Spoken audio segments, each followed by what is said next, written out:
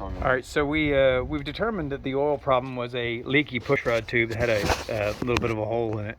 So he's putting it back together now. We're adjusting the valve. We took the head, being that it's a Baja rear end, we were able to take the head off with the motor in the car. Save us a lot of time. I mean, you know, being a little bit frustrated from ready to get the motor, you know, get the car driving, and we didn't achieve that yesterday when we started it up and found the oil leak. And yeah, you definitely don't want to drive it around a block. And you know, just to prove anything else, we had enough to prove that we'd already proven enough that we needed to take it apart again. So right now we're adjusting the valves, and if you look there, the intake gasket, that was a new intake gasket a couple days ago, and we already squished it. So I put Hylamar on both sides, which is that the blue stuff, non-hardening RTV. So it's not really RTV, but it's stuff that the F1 racers use and they put heads on. It's also called fuel resistant Permatex. Anyway, so yeah, that's where we're at. We were able to get the engine tin off here. Just kind of give you a bigger picture of the scene. We propped the, we had to take the fan shroud, the two fan shroud bolts that bolted to the cylinder tin. Take those two bolts out.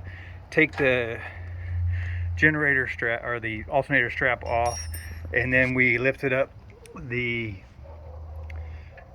fan shroud with a block of wood there just to hold it out of the way, and that allowed us to take off the engine tin, and then subsequently access the head, the 8 head bolts, and get it loose, pull the head out a little bit. We didn't take the head actually all the way off.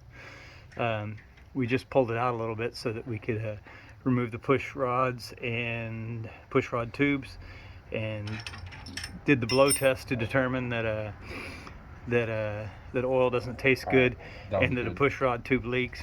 So that's about it. Now I'm gonna rotate the motor. We're ready for number 3, right? Yes, sir. Yeah, we're gonna go around for number 3. We're on 4. So 4, 3, 2, or if you go backwards from 1, it's 1, 2, 3, 4. But we're not turning the motor backwards. All right, there we are.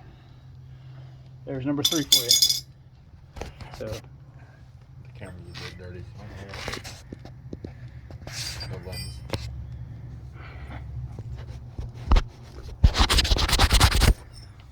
Uncut footage. yeah, that was my shirt. You see real life. Straight up This the is dubs. terrible. You can't read this. Anyway, I put a file to mark into the pulley, which I always do with these printed degree pulleys. You know, if you don't do that, you know, just printed degree pulleys basically, you know, suck anyway. So, and I put a smaller mark right here at BDC, and yeah, that way you can tell when you're rolling the motor to where to stop to do your valves, and also, you know, your timing marks, which they're still somewhat legible.